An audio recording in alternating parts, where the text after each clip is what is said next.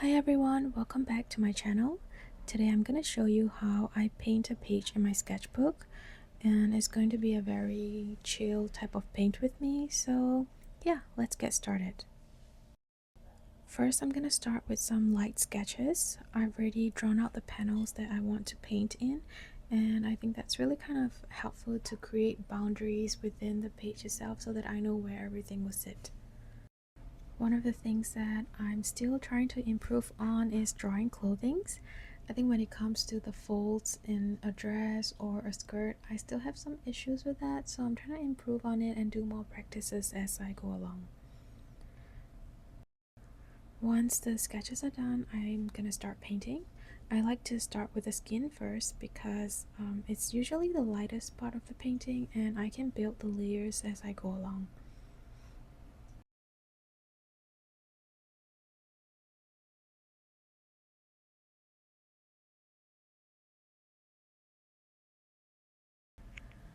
Once the first layer is done, while it's still wet, I like to go in with another layer or two. That way the paint kind of blends in a little bit better and it's not so jarring.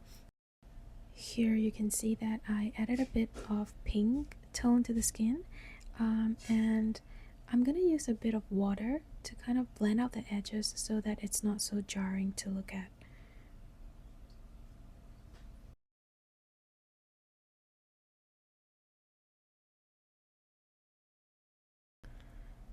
I feel like I painted it a little too deep, the color, so I'm gonna use a tissue to kind of blot it out a little bit before I go over it with more water. While that's drying, I'm gonna start painting the hair.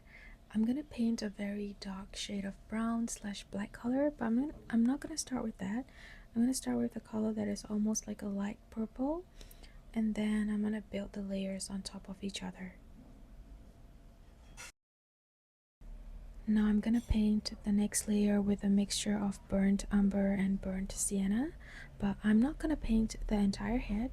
I'm just gonna do very light strokes on the areas that I want to build the colors on because I still want a bit of the highlight to show through. Here I'm painting the stray strands of hair falling out from the bun. I think this is usually my favorite part of the painting because it kind of softens the entire look and make it look more natural. And this is how it looks with all the darker colors added in. As you can see, the highlights are still showing through because I didn't paint over those areas.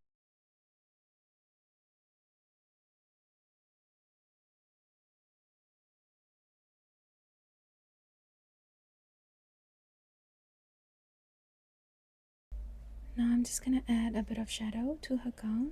I'm just using like a very watered down purple color. And lastly, I'm gonna paint the background. I'm using green because it's my favorite color and it reminds me of spring. But I also feel like it kind of fits the composition of this page the best. So yeah, I've used a lot of green here. Next, I'm painting the sky.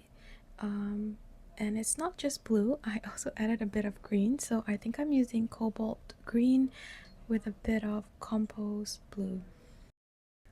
I can't remember if I mentioned it at the start, but I'm actually using Holbein watercolors with Hahnemuhle.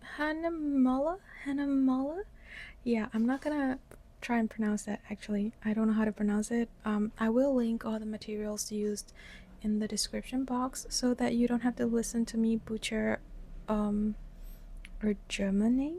Is it German? Okay, never mind. You know what? I'm just gonna stop talking about the names. Okay, so anyway, here I'm painting the leaves. I am using a mixture of terra verde with permanent green and a bit of yellow gray added to it. While the sky panel is drying, I start on the last panel. Again, I'm starting off with painting her skin. These layers are added while the page is still semi-dry, so not fully dry, so that the watercolor paint can blend into each other. Next, I start on the hair. It's the same process as the previous one, where I start with a light color and then I build the layers on top of each other. While the hair and the body is drying, I start outlining the gown.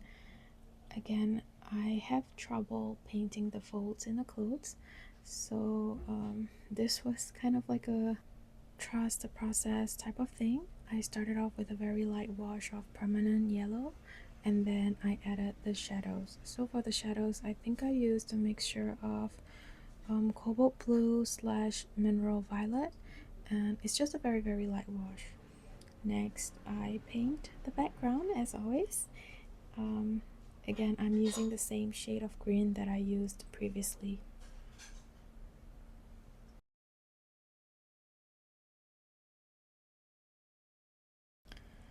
While the background is drying, I added a bit more details, so like the shadows in the folds of the clothes. Her back needs some more shadow, so I did that.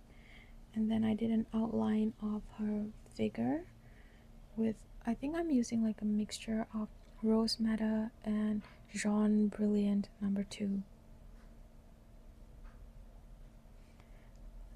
Finally, I added in the leaves. So this has to happen when the background is completely dry, otherwise they're gonna blend into each other, unless that's the effect that you're going for. But here I'm just trying to create a very stock effect, so I didn't do that.